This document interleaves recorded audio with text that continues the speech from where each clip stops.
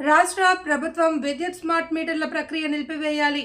CPM party జిల్లా కార్యదర్శి D Govindarao, CPI జిల్లా కార్యవర్గ సభ్యులు ఎం యుగంధర్ డిమాండ్ చేశారు. శ్రీకాకుళం జిల్లా, ఆంధ్రప్రదేశ్ రాష్ట్రం స్థానిక సిపిఎం పార్టీ కార్యాలయంలో సిపిఎం పార్టీ కార్యదర్శి వర్గ సభ్యులు బి కృష్ణమూర్తి అధ్యక్షతన విద్యుత్ అమరవీరుల సంస్కరణ సభ జరిగింది. 2000 ఆగస్టు 28న బషీర్బాగ్ కాల్పుల్లో విద్యుత్ అమరవీరుల రామకృష్ణ, విష్ణువర్ధన్ రెడ్డి, బాలస్వామి చిత్రపటాలకు పూలమాల వేసి ఘనంగా నివాళులర్పించారు.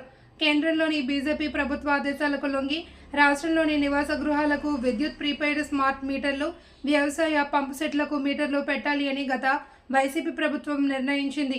అదానీ మరియు షిరిడి సాయి తదితర కంపెనీలకు కాంట్రాక్టులను కట్టబెట్టింది. విద్యుత్ సంస్కరణలకు వ్యతిరేకంగా సమరశీల పోరాటాలకు సిద్ధం కావాలి అని పిలుపునిచ్చారు.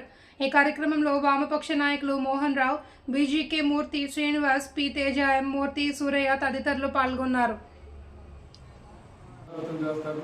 ఆ రోజు 2000 సంవత్సరంలో ఆగస్టు 28వ తేదీన ప్రపంచ బ్యాంకు సంస్కరణకు లోబడి విద్యుత్ రంగాన్ని ప్రైవేటీకరణ వ్యతిరేకంగా పోరాటం చేసిన అమరవీరులే ఈరోజు సిపిఎం పార్టీ నాయకుల రోజు విష్ణువర్ధన్ రెడ్డి, అదేవిధంగా రామకృష్ణ, కాంగ్రెస్ నాయకులు బాలస్వామి, ఈ ముగ్గురు అమరులైనారు.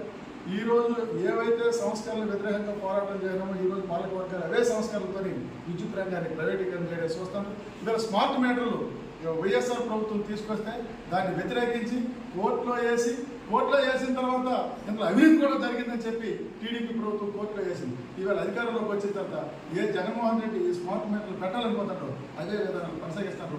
అందుకోసమే కార్పొరేట్ వ్యవస్థలో, పెట్టుబడిదారు వ్యవస్థలో పెట్టుబడిదారులకు అనుగుణంగానే ఈ సంస్కరణలు తీసుకెళ్తారు. దీనికి వ్యతిరేకంగా మనమంతా కూడా పోరాటం చేయాలి.